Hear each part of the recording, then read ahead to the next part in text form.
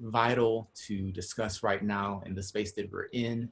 Of course, we're in the midst of an election season, but more than that, we are really at a watershed moment where we can see immense cultural change. I am a proud member, as was mentioned, of the Interfaith Council of Southern Nevada, and I sit on the board. And one of the things that we really seek to do is to have conversations like this. We seek to build these bridges and to endeavor to educate. So I want to start with just sharing what I mean by racist and racism and anti-racism and interfaith, because I think it's important that we're on the same page as far as our working definitions. Now, there are a number of ways to define all of these terms, and so that's why I want to just be clear on what I mean by them. My disclaimer is I am here today on behalf of myself, so my views do not necessarily reflect those of any of the aforementioned groups. So just getting that out there before we get started. So the first thing I want to mention, racist. When you hear that term, for many people, it sparks some tension. You immediately feel defensive. If I was to say, you know what, you're a racist, then you would think I was calling you a bad name. For our conversation today, I want you to look at being a racist as simply a description, simply like an artist or a musician or a basketball player. It is something that just defines or describes one aspect. You've heard the term, oh, I don't have a racist bone in my body. Well, there is no racist bone. So just kind of take that out. It's not a core identifier of who you are. I want to just be really, really clear on that. And here's the other part of that. If you're not anti-racist, then the only other option is racist in this context. There is no such thing as neutrality in this context. So racist is not pejorative, it's simply descriptive. The other thing I want to mention is in this context, faith is not religious necessarily. So faith includes those who are atheist or humanist, don't believe in any particular deity or have a plethora of deities. In this sense, I mean faith as that invigorating spirit that binds us all, that animates us all, that gives us something to seek and to hope for. So for this context, faith is not exclusively religious. Now let's look at anti-racism for a moment. If you've heard the term anti-bullying, then just kind of transfer that to anti-racist. Anti-racist is going to actively stand up against racism. So if you saw a kid on the playground being bullied, you wouldn't think twice to step in and say, hey, don't bully that kid. What you're doing isn't right. But a lot of times we'll hear a racist joke or see some racist policy, and instead of actively engaging and changing it or stopping it, we'll simply step back and say, well, you know what, I'm not racist, and that's enough. Well, anti-racism says, I'm not racist means I'm actively against racism. I am standing up, using my voice, using my platform, using my privilege to dismantle these racist systems, these racist ideas, a racist culture. Now, I heard a speech recently where it was stated that there's no vaccine for racism. Many of you probably heard that as well. And I agree to a point, but I would add that I do believe there is a bit of a vaccine, and that's two things, experience and proximity. When you have the experience of being around the quote unquote other, it's really, really hard to remain racist. When you are in close proximity to those who are different from you or appear different, it's hard to be racist. When you have intimate relationships with people of different faiths, different ethnic backgrounds, of different statuses, it's hard to be discriminatory because you begin to see them not as their skin color or gender or orientation, but as human beings. So I want you to think of this as kind of like a salad. A salad has all of these different ingredients, right? You've got the onion, which is my personal favorite. You may have cucumber and tomato, lettuce, kale, whatever it may be, but they're all in the same bowl. And what binds them together is the dressing. Whether it's oil and vinegar, ranch, Italian, whatever it may be, it's all covered in this dressing. And for us, that dressing is a shared set of values, not necessarily a shared set of beliefs. And that's an important distinction to make, because in the interfaith world, the goal isn't to have a new religion. The goal isn't to make everyone believe the same thing about the same things. The goal really is to move forward on our common shared values and virtues, at the center of which is really compassion. And compassion is that force, that ideal that compels us to alleviate the suffering of others. So again, we're back to that active piece. Being anti-racist is being compassionate. We're joined together in this virtue, this value of alleviating the suffering of others. And I hesitate to use the word other because I prefer the term other self, because when we get right down to it, we are all connected. Every single one of us, though even at this very moment, we're miles and miles apart, we are inextricably connected, and we always will be. What I do absolutely influences and impacts your life, whether it's just a ripple or whether it's a very, very direct impact and something you can truly measure. We're connected by our ecosystem. And if you even think about our planet, what happens in one place doesn't just stay in that place. The air itself circulates across the globe. So we have to be mindful of our interconnection, our interrelatedness, and that is vital.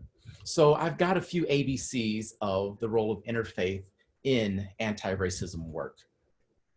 First is activate acceptance. Our role as an interfaith community is to activate acceptance. That's what we're here for.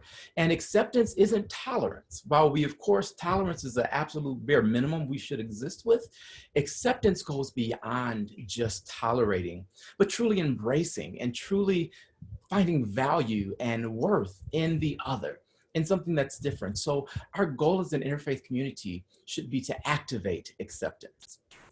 We are here to build bridges. Bridges are so important because they take us across what would otherwise be an impasse or a barrier, or across an ocean or a lake. We build these bridges of understanding, of ideals, of value, of worth. We build these bridges by our faith, but more importantly, by recognizing our shared humanity. Our job as an interfaith community in this anti-racism work is to cultivate compassion. Now, going back to my salad analogy, you have to go in the garden and cultivate these things. You can't just toss seeds out there and expect for it to grow. Well, something certainly will, because that's just the way nature works. But if you cultivate it, if you really get in there, get your hands dirty and tend to the ground, and again, that proximity piece, you're close to it, you're invested, you're cultivating it, then it's going to spring forth with great measure, and you're going to be able to have a bountiful harvest. So our goal is to cultivate this, but we can do this in a number of ways. Of course, saying we have to be compassionate is one way, but this leads us to the next one, which is going to be D, which is demonstrate diversity. We can cultivate the compassion with our example. And I'm loving watching this screen in front of me because it is such a diverse group. I see different religions and different locations, different ethnicities. All of this is right here on this meeting. So it's beautiful to see this demonstrated. And we should take it a step further and make sure our congregations demonstrate this as well. People have a tendency to collect in groups where they feel safe and comfortable and don't have to fight about what the song is going to be for that week. It's just human nature. But if we're intentional, if we are focused and express the value of diversity, then we can demonstrate this not just in our anti-racism statements on our websites, but in the day-to-day activation of our churches and synagogues and mosques and assemblies and temples and wherever we may meet together, or as individuals, because of course there are faith traditions that have the individual path. So we've got to be mindful of that as well. The next piece of this is educational engagement, and that's what we're really doing today, having this conversation. We need to provide opportunities to educate people. What I see so often is misconceptions. I grew up Christian. And so for me, my worldview was Christians follow God. If you're not a Christian, you don't follow God. Well, as I've been educated about other traditions, I recognize God is so much bigger than just my faith. certainly inclusive of my faith, but it is beyond it. So I've transcended my personal experience as a Christian, but I continue to include that in my expression as an interfaith advocate. So providing educational engagement opportunities is absolutely essential. I'll never forget my first time attending an interfaith forum, and there was a Sikh, pagan, universalist, I mean, you name it. It was about 5 or 6 different faiths. And by the end of the night, I was sitting there like, yeah, I'm every single one of those things. And it's because when you really get down and begin to understand, when you have an open heart and open mind, and you're being educated about the truth of the faith, not those caricatures of it, but the actual character of it, you recognize, you know what? We are very much the same. We have the very similar goals and aspirations and ideals. We may express them differently. We may see the goal, the way to reach the goal a bit differently. But you know what? We really have a lot in common. In fact, we have far more in common than those things that are different. And so education is a great bridge as long as it is accompanied by that compassionate action. The last one we'll talk about is to foster fellowship. And that's picking up where we talked about diversity. Fostering fellowship among different people is huge. As leaders, as people, as just decent human beings, we should actively foster fellowship with each other. Being around each other is perhaps the most valuable asset on the planet. And this is fellowship. Though we're miles apart, this still counts because we're virtually connecting. We're spending time energetically together because, of course, time and space is just really, something that we've created a concept of. There's no difference. There's no real distance in the world. But fostering those times of fellowship is vital because, again, that proximity is the key.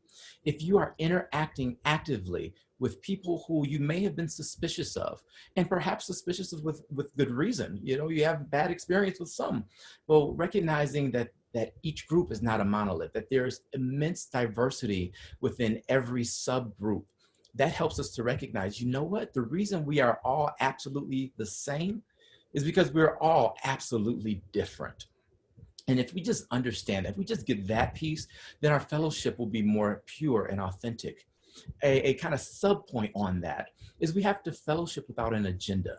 We have to fellowship without trying to convert or convince, but simply to understand. Whenever I engage in a conversation, my goal is simply to learn. I feel like even if I'm in a debate, like I'm not really there to win the debate, I'm more there to learn something. And because that's my attitude, that's the posture of my heart, I win every single time because every conversation provides an opportunity for us to learn something. And I think the interfaith community holds a very unique space for this moment that we're living in, where we are really seeing the opportunity for racism to truly be eradicated. And the reason I think we play a unique role in this is because we sit at what people value the absolute most, which is ultimately eternity. Now, whether or not you believe there's an afterlife or you're reincarnated, or once you cease to be here, you just go back into the earth and you become plant food, every group agrees at some level in the circle of life. And so we hold this tension as a community between the core truth of our divine worth, or our just worth as human beings, and the necessity of the human experience to experience growth and change. We hold those together. We recognize, there's value. And even as infinitely valuable beings, we still have opportunities to grow. And I like the word grow a little bit better than change, because when you start talking about change, you get a little resistance. I don't want to change. I'm happy the way I am, or change is scary. But when you talk about growing, well, I'm all for growth. Let's do that. And really, that's what this conversation is about. It's growing in our consciousness and our awareness, taking a higher view of the situations we each encounter day to day. So we have this opportunity to go beyond just the conversation of anti-racism, because, and I know this could be a bit controversial, so please stay on as we talk about this, but racism really isn't the core issue we're dealing with today. The core issue we are dealing with today is the fact that we've simply forgotten who we are. We are all absolutely infinitely valuable in our diversity. And diversity isn't something that means I'm colorblind. It doesn't mean I don't see that you are a female or a male or whatever you may be.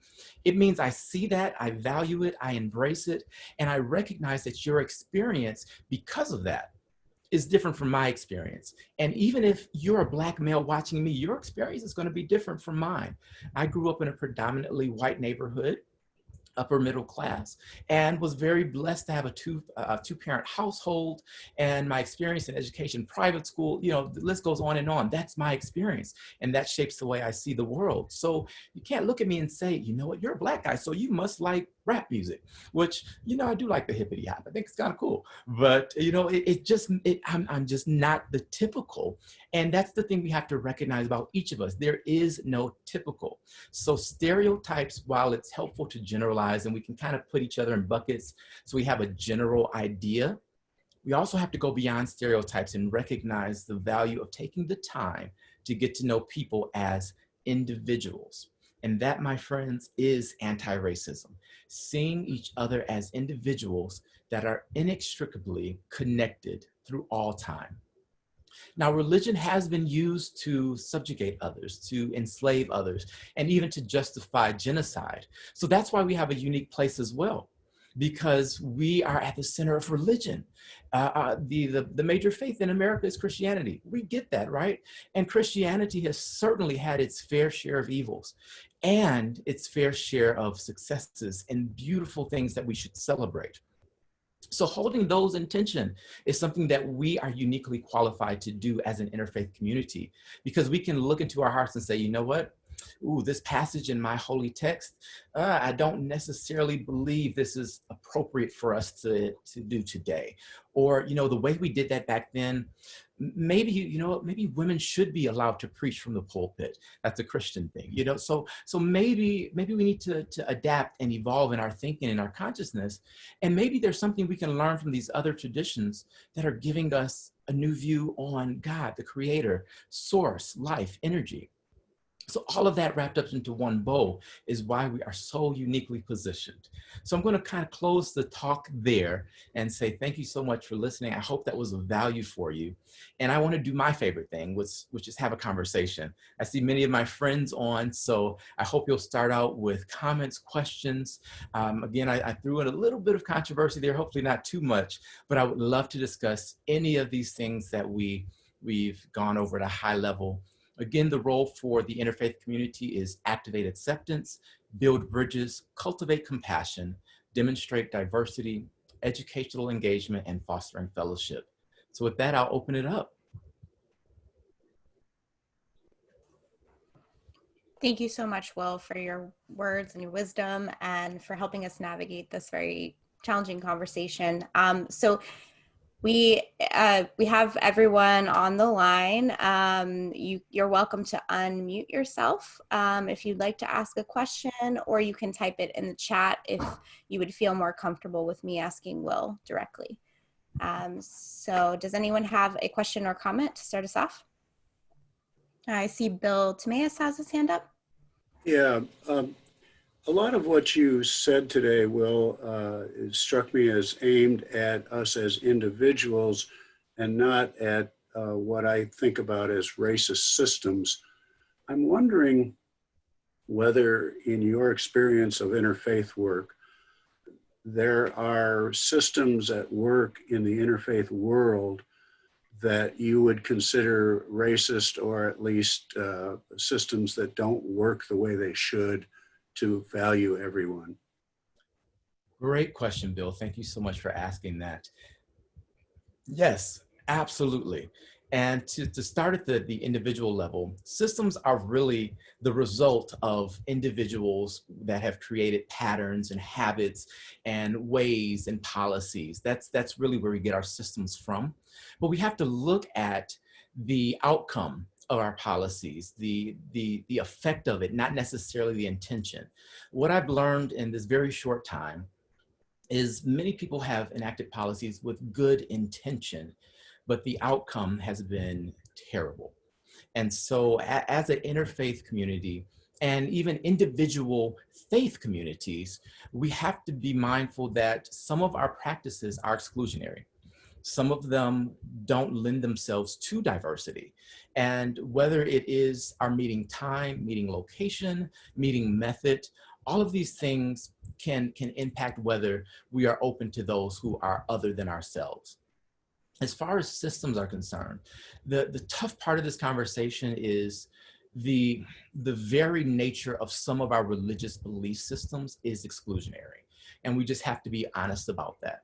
We have these tendencies to prop up our belief system, our way of being as the way of being, and then looking down, sometimes often subconsciously or unconsciously, then looking at others as not as good and they need to rise up to meet our standard. And that's across the board when we come to whiteness. The standard for our nation is whiteness. And I don't say that to say it shouldn't be, although I think diversity should be the standard, but it's just the way that it is. And so anything that we've done, when a person comes into your community in whatever ethnic expression they are in, a lot of times they'll be greeted with odd looks, an odd reception, or how about you put this on over whatever you got on because I don't like the way you're dressed, whatever it may be. And that's allowed. So it does start with leadership, but we have to examine those policies and the basis and see what is the end result, not necessarily what the intention is. So I hope that I got to at least part of your question in that. Thank you. Well, looks like Robin has her hand up. Do you have a question? You want to unmute yourself? Yes, I just did. I have been in Interfaith for probably about 15 years now, and it was kind of slow in the beginning. People weren't as ready to embrace the concept as we are now. And my question is, with the racial tensions that are going on right now, we can't wait 15 years, What are your suggestions about how can we get people to the table when they're so angry with each other? Yeah, that's a great point. Thank you for that question and that insight as well. I look at it a bit differently, in that in just 15 years, there has been massive change among the interfaith community. And I can speak personally. In my experience, I was one of those people that thought interfaith work was awful. Oh my gosh, this is terrible. You should never do that. And then now here I am on the board of an interfaith council. It's a full circle for me. And so I'm inspired by the pace at which we have made change. And that's the thing I encourage us all to do, is take a higher view, look at the longer road that we've been in. In a lot of conversations with young people, and it's still weird for me to say that word because I'm still young people, but in my conversations with those younger than myself, I always want them to remember, no, things have improved in huge ways. And it is not the same today as it was even 10 years ago. Things have changed in such dramatic, huge ways that we can't ignore that piece.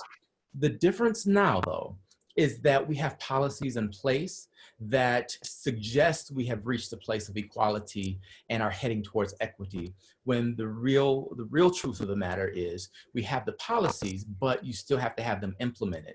So you can change out your leadership, you can change out the person that is the face of your company and put a Black woman, because right now Black women are kind of the in thing to put out there.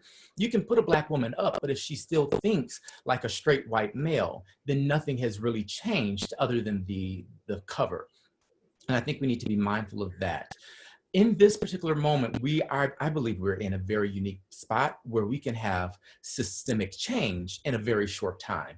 Of course, the big thing, I encourage everyone to get out and vote. This is the biggest thing that we can do right now in this moment, is to vote, and not just in the national election, but in our local elections as well. So understand who your local folks are, from the school board on up to your governor. And of course, I know races are different times depending on your state, but we have to vote. That's a big, big thing. And that's how we can make change happen more rapidly. But don't stop at voting. A lot of times we look to elect a leader, and really what we should be thinking is we need to elect a partner. And what I mean by that is we are a representative government. That's the way our nation is structured, where our voices are just as important as the voices of those we elect. In fact, the voices of those we elect should reflect our voices. So you live on a block with 10 people, the 10 of you come together and pick one person to represent you, who then goes and represents, your 10 with the other 10 tens, and now you have a government that, represents a large group. And the thing about it is, just because you've sent that person off doesn't mean the process stops there. That's the starting point. You've got to continue to engage with that person and say, hey, I see this is happening. Are you aware of this? I'm going to hold you accountable to make sure you're voicing my belief. You're voicing my issue. You're giving voice to these things that impact me directly. So it's a partnership. It's not just, oh, we're sending you off to the White House. Now you get to control things. No, you're in the White House because you need to be the best listener. And that's how we get this moment to change.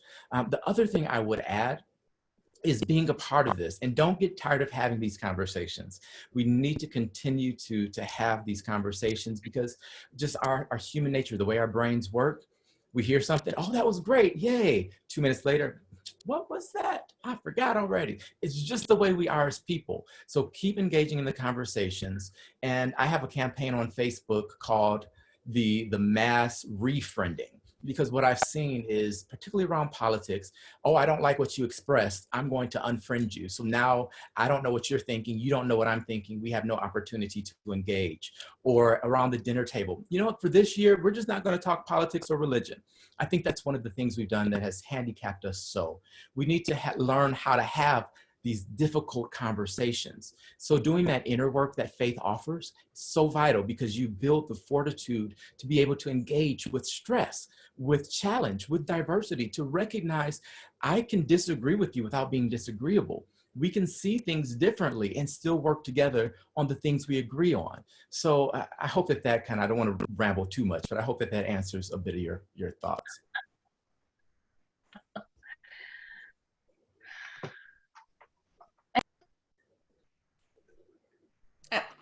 Did you have any additional comments, Robin, or no? Okay.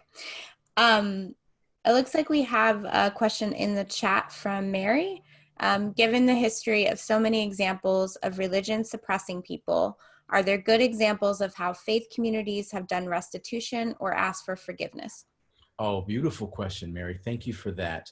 Yes, yes, yes. There are beautiful examples throughout history. What comes to mind for me as a member of the LGBT community is the Christian community attending pride parades with signs that simply says, I'm sorry for the way my church treated you. And so being out there, being visible, making up for the wrongs that have happened in that way, I think is huge. And things like that are happening. I've seen white pastors from their pulpits say, Black lives matter. And here's why I'm saying this, because we haven't treated Black lives as if they've mattered in the past. So I've seen these beautiful examples, and I've also seen them do live streams on social media literally asking for forgiveness. Please forgive me. I did not understand this. I've seen some shortcomings as well, where a pastor will make a statement and then they'll get called out about it. And then immediately the next week or next day, they'll come on and say, you know what? I was intending to convey this idea, but what I said was wrong. And so there are just so many examples of this happening. And I think asking for forgiveness is what we need to be doing in this moment as well. And not just white people asking Black people for forgiveness, but Black people need to do that as well. We need to ask each other for forgiveness for misunderstanding, for not assuming positive intent, for blaming and for belittling, and all of these things that we do. It's across the board. So there's nobody that is quote unquote guiltless in this. We even have to deal with internalized racism and ask ourselves for forgiveness for embracing these things that have caused us to have these inequities and these systems that continue to disenfranchise people of color and other minorities. We have to ask ourselves for that forgiveness. And then the other word I like is repent. And that's a good Christian word, but I'm sure it has some meaning for most of you. And repent really means change the operating system. And that's really what we've got to do in this moment. We've got to acknowledge, you know what, this is no longer working.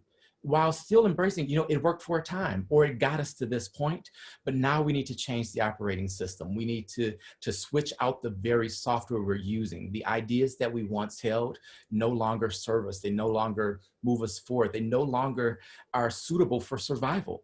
And that's another key point I do want to point out. Anti-racism work isn't just about getting Black folks into a position of power. You know, that's not what it's about. It's really about our survival as a human race. That's what it's about, because we do need each other. And as long as these systems of oppression continue to exist, the pendulum will continue to swing. And you can have one side, you know, one century or one millennium, it's the white race that is in power. Then it'll go to the Black race. Then it'll go to it just swings back and forth. First, men are in power. Now women are in power. And as long as we continue to lord over each other in a spirit of competition, we'll continue to have these issues. But if we transform our operating system into a system of collaboration, instead of ranking each other, if we begin to link with each other and say, you know, we're all equal, but we don't all function the same. We're all equal and infinitely valuable, and we contribute to society in different ways. So we're going to link together, and you're going to be a foot, you're going to be a hand, you're going to be an elbow, and we're going to take care of the entire spectrum. And we're going to show value to the entire spectrum while allowing each piece of it to do its function in the best way possible. So I hope that that's valuable. Thank you, Will. And we've got several questions lined up. First, I'm going to call on Keith. Okay. Yeah, Will, you know, millennials seem to be leading organized religion right now. And I know organized religion always seemed to me to be a good place to learn standards and values. At least I know that I did, as I attended those Sunday meetings. You know, if the millennials aren't, you know, if they're relying on information from the internet or from the wild everything that's out there, how are they going to learn those standards and values? How are they going to learn, you know, to get along? Yeah, great question. And you're right. It's something that we've seen, that trend where they're increasingly not just leaving church, but becoming anti-church.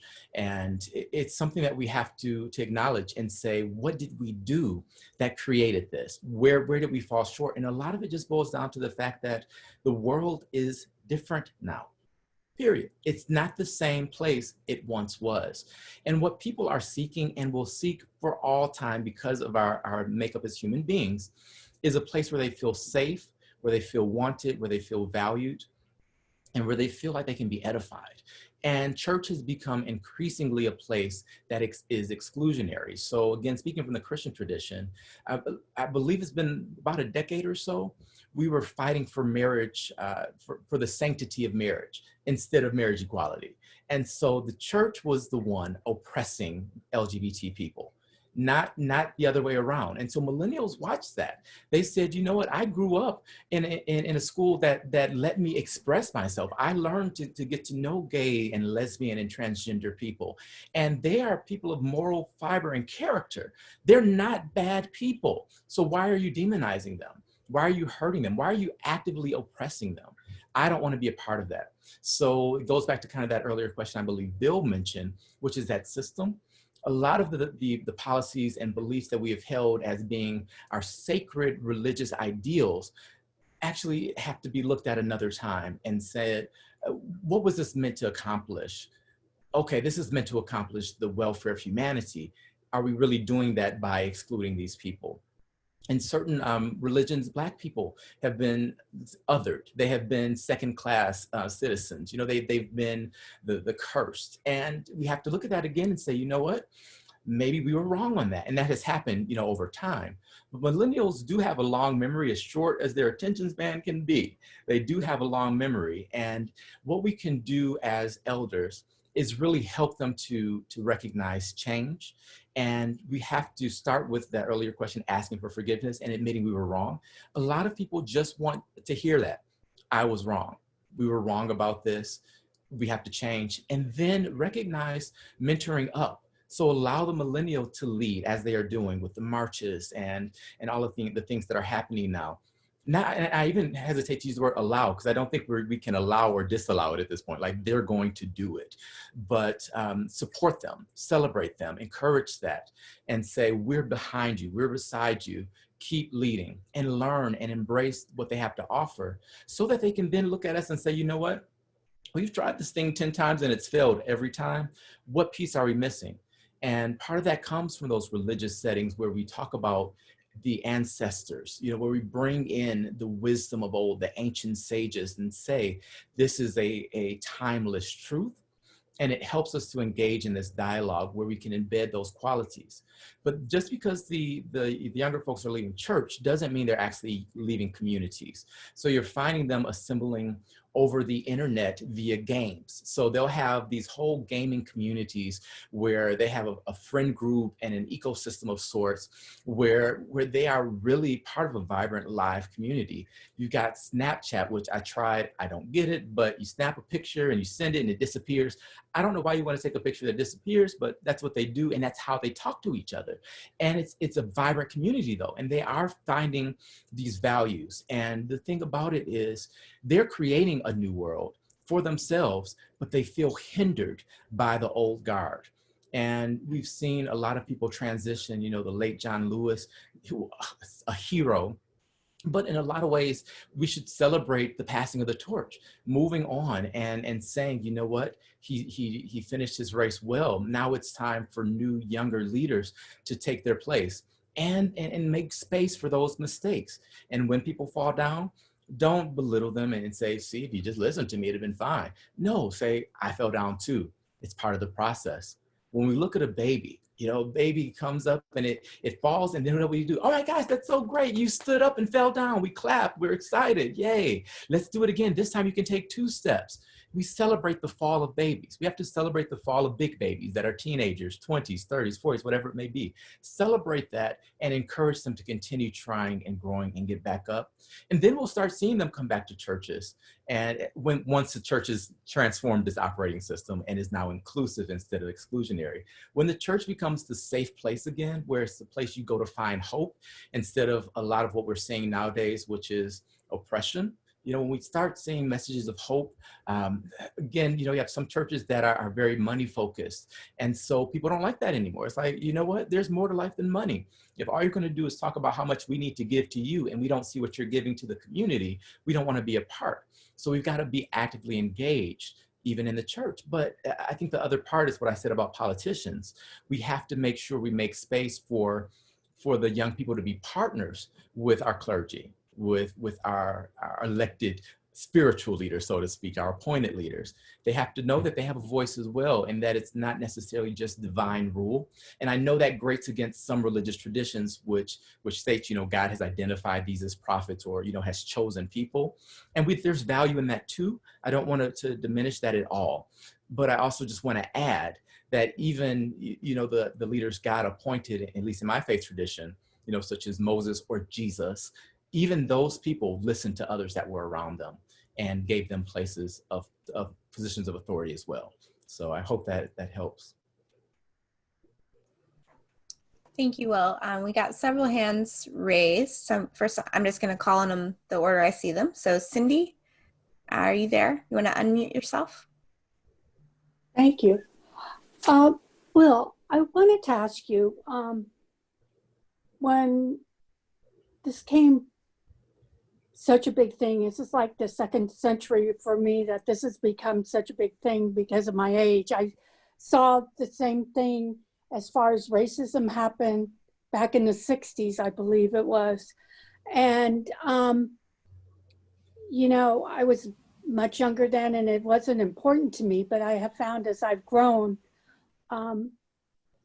it has become very important to me. And especially, after being 70 years old, I'm finally learning about white privilege and understanding where it comes, because it was a way of life. I never thought of myself as being privileged, although I'm sure it has happened along the way somewhere. How do you start these conversations? I mean, that's the hardest thing. I'm pretty secluded in my life, so I'm not surrounded by a lot of people of color, although I have been. But how do you break down the walls and able to be okay and asking the question and not waiting till it explodes in your face when you have several deaths like we had in a row of people of color? How do you start these conversations with people and do it in such a way that you understand each other's viewpoint? It's like, you know, talking politics or religion at the dinner table around Thanksgiving. You just avoid it. And I think that's where we are. We're in avoidance. And I'm just wondering how you're able to start a conversation with somebody of color to understand as a white person of privilege. The way you phrased the question, it just that simple. You know, you came with compassion, with humility, with a genuine interest in understanding, and without defensiveness. And that's the big thing. So people nowadays, these kids, I tell you, they just come out the womb advanced and more conscious than previous generations. And that's just the evolution, not just of our species, but of our consciousness as a world, not just in America. You know, the consciousness of the planet is evolving and becoming more aware and seeing things we didn't see before. So acknowledging, you know what, I don't see it. If you're in a room with an air freshener, when you first walk in that room, you're going to say, oh my gosh, that's such a great scent. But after your first or second TV show, it just smells like nothing. Like there's no scent anymore. And that's what we've experienced. As you mentioned, you didn't know you were privileged. And for many of us, we don't recognize I as a male, I don't recognize my male privilege. I don't think about the things my mother has to think about when she's out by herself. I just don't think, because it doesn't apply to me. But I've intentionally began to learn and to recognize, you know what? I need to take an interest in this, because what affects her does affect me. And if I'm not creating places that are well lit, like parking lots, making sure that they are lit and that there's a clear view to security and that sort of thing, so that you can't be accosted, like things like that I wouldn't have thought about on my own, you have to start thinking about. And that comes from just asking, hey, what are some things I should be thinking about that maybe I don't know? And a lot of Black people will tell you, you know, the first thing is you got to recognize when the police stop you, you're mad about your ticket. You think, how dare they stop me? I was only going 5 over the speed limit. This is such an inconvenience in my day. Whereas a Black person gets stopped by the police and they start praying, Lord, let me make it home tonight. Let me send a text to my family and tell them I love them. You know, so those are just different worlds that we live in. And so having those just open, honest conversations, and then also giving space for those that aren't ready to have the conversation. Trauma is a big deal. And we all walk around with a degree of trauma. But for African Americans in particular, it's reinforced on a continual basis. If you go back to the lynchings, the public lynchings, you saw that, but it was limited to that neighborhood and maybe, you know, a picture in the newspaper. Now we're watching public lynchings in the form of police assassinations in you know, assassinating Black men in particular, but Breonna Taylor, for example, is a woman that was at home minding her business. You know, so we're seeing that on social media in real time, often is the case. And it's, instead of thousands, now it's millions. And people are replaying it and replaying it and replaying it. And that trauma is being reinforced instead of healed. And so you have to give space as well. If they're not ready to talk about it, okay, I understand. I just want you to know when you are ready, if you ever become, I'm here and I want to be an advocate. I want to be an ally. I want to be an accomplice. You know, so coming at that with humility without the barrier. The other thing I'll mention is I had a conversation with a person I've been friends with for years. Facebook friend, and he had made a post on Facebook and said, that's demonstrating your white privilege right there. And it was about white privilege, but you know, he took offense. He's like, I grew up poor. I have no white privilege. I'm not racist. And I'm like, I didn't call you racist, but you are, you know, and he just took such offense to it, even though he knew me. And that word, again, it's not pejorative in our context. It's simply descriptive. So taking a step back to say, okay, what do you mean? What does that mean to you? Though that's a good way to have that conversation. Those clarifying questions, hugely important. The other part is always assuming the positive intent. I don't believe that most people have a negative intention in mind when they do things that hurt other people. Of course, we have to recognize, psychopaths and sociopaths, a little different, but that's a small percentage of the population. So by and large, most people want the good. And so the way they see good may be different, but we have to allow ourselves to put ourselves in their shoes and look at it from their perspective, open our mind enough to just consider, what if this is the case? If we can just allow ourselves to even consider that question, we will go miles in bridging those divides. The other part is, how do you start the conversation? You just do. Hey, I know this is going to be potentially awkward. I'm not good at this. I want you to know I don't know what I'm doing in this. I just need help. Can we talk about this subject? Or can you maybe point me in a place to do this? And if you're like, nope, I'm not, you need to Google it. Then Google it and find someone like myself, or many, many others that are out there that want to have the conversation, and talk with those folks. So that's how you do it. Thank you, Will. Alejandro, did you have a question? Want to unmute yourself? Yeah, hi, thank you. I just wanted to say thank you for having this conversation. As someone who also identifies as someone in the LGBTQ community and Christian, it just means a lot to have this conversation. And also as someone who identifies as a millennial, I just kind of wanted to speak to an earlier comment that, yeah, I think a lot of the things you mentioned are definitely big points. I think a big part of the drawback from, I guess, my generation is this feeling of not being included. And again, I think it's almost intensified when you add like different layers of identity, like you're gay or you're Latino or you're Black, etc.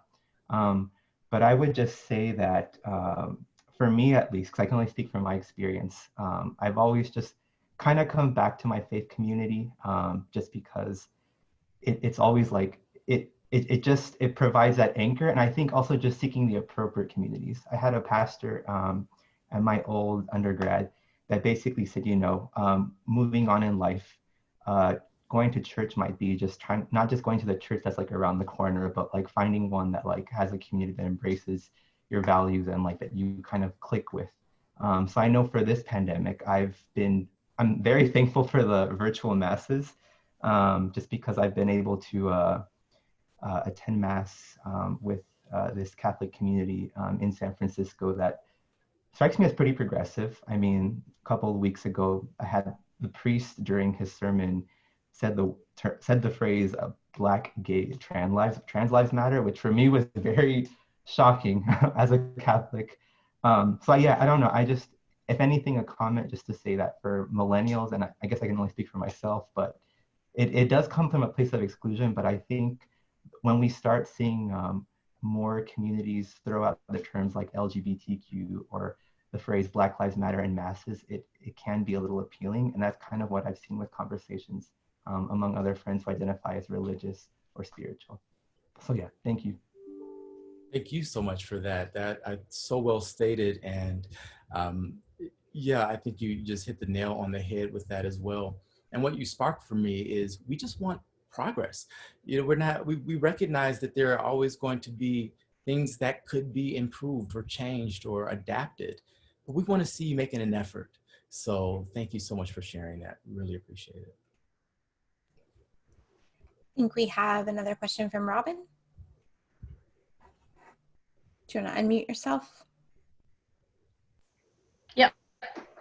Okay. I sent a link, a while back in the chat about elephants, and I hope that you all will take the time to read it. It's basically what my question is based around.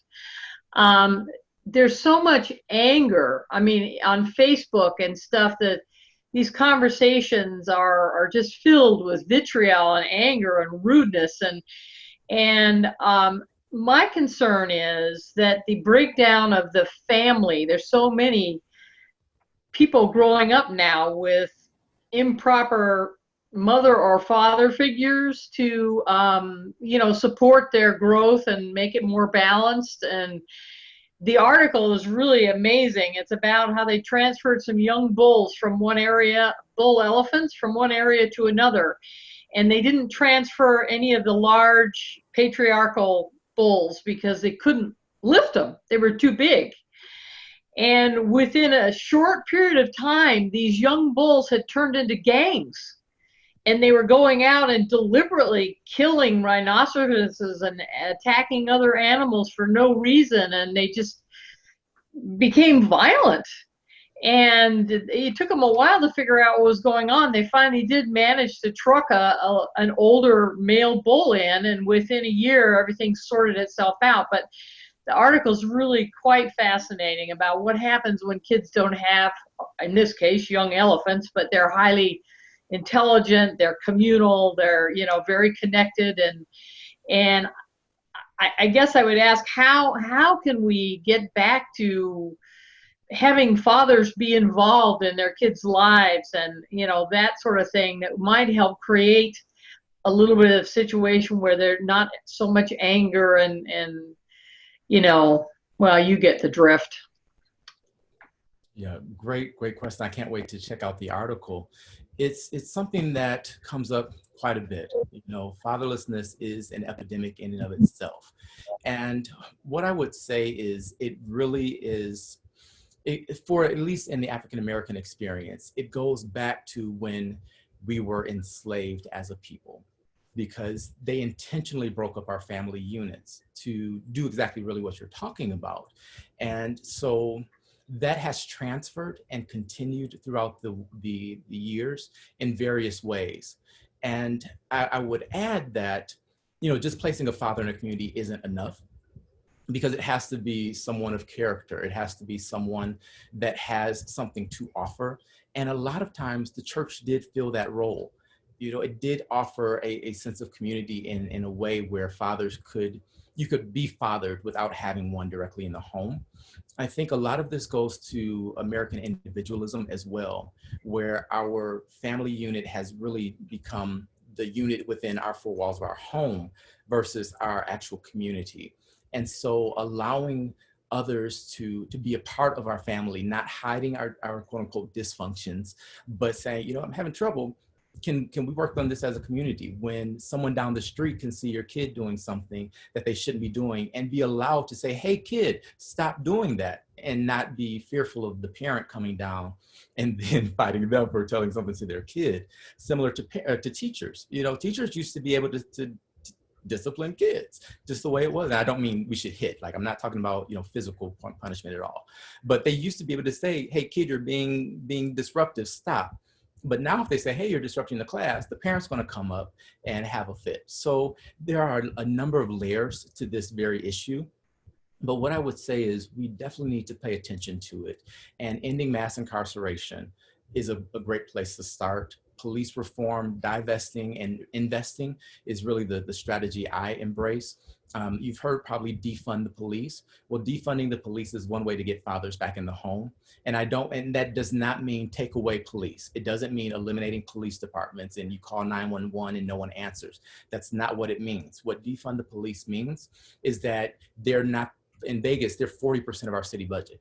That's too much. So what if we took some of that money and put it into social workers? What if instead of having police at schools, we had social workers at schools? We need nurses at school. There's like one nurse for 10 schools in Las Vegas. So it's tough. But if we invest those same resources, existing resources, into the people that are best able to deal with a particular issue, you know, that's how we put fathers back in the home.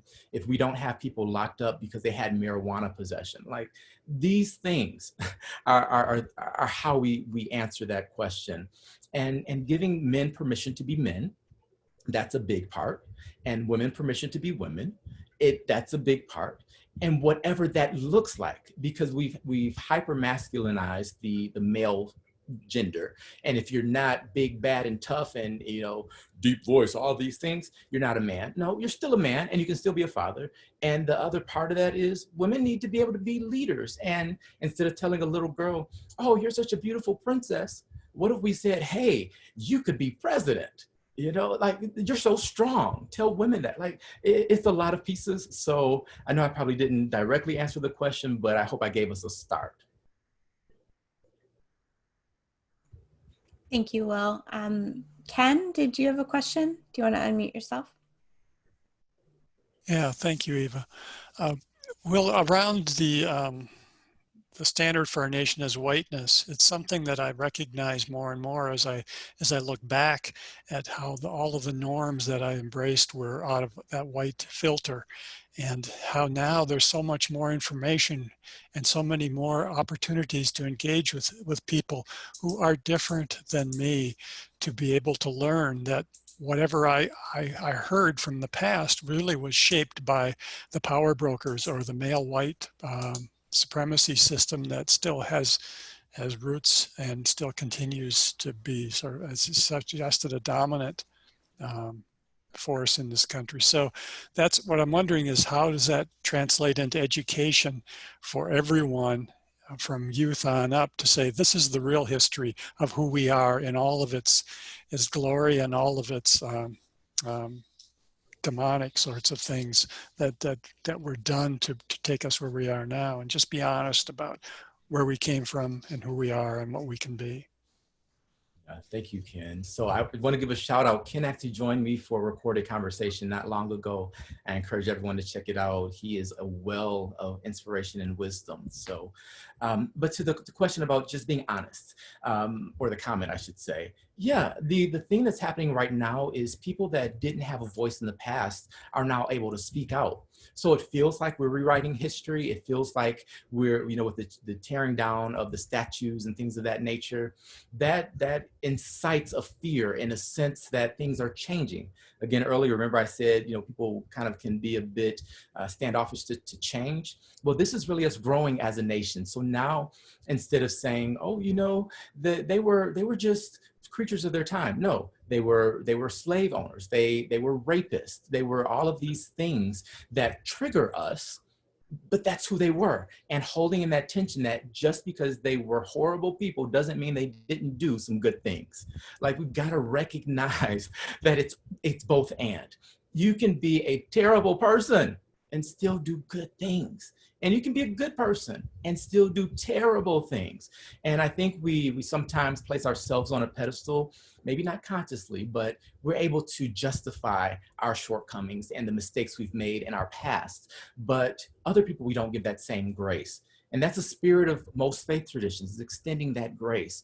So call a thing. Yes, please. That's racist, that's bigoted, that's homophobic, that's transphobic, whatever that thing may be. Use the term. Stop saying, oh, they brought the slaves over from Africa. No, they enslaved Africans, brought them over, tortured them, stole their culture, and built a country based on free labor. Like, call a thing. So we have to do that and not be so afraid that we're losing who we are, and choose to view it as we are blossoming. We've changed from a caterpillar to a butterfly. We are truly becoming who we are, living our ideals.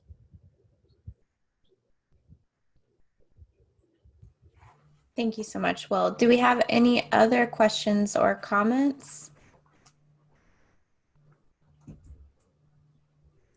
Trying to see if anyone's hand is raised.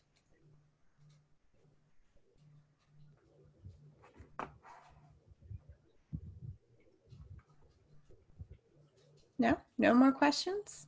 No, we're right on the hour now. We were trying to keep it to an hour, but I think we agreed that if the dialogue wanted to continue on, we could take a couple more questions. But if no one has anything else, still looking. It looks like some people have to hop off. So, okay, well, I guess we'll just start to wrap this up then. Will, did you have any closing comments, anything you want to leave all of our participants with, something to take away, just the last? Yeah, absolutely. And first, thank you again for attending this conversation and engaging. Questions were fantastic. Comments were amazing. I'm inspired by this and seeing your faces. What I would say is carry with you the spirit of Ubuntu. And that's a African proverb that simply means, I am because we are. I am because we are. Carry that with you, live that, embody that, and we will see the eradication of racism and truly live an anti-racist life. Thank you again for joining. Thank you so much, Will, for taking your time to be with us today. And thank you to all of our participants for spending your morning or afternoon with us, depending what time zone you're in. And I will send out a recording of this. I got a lot of messages in the chat privately about a recording. I will send that out to everyone on our list, and it's also recorded on Facebook Live. So if you want to share, please do. And we hope you will join us again for further conversations. Have a great day, everyone.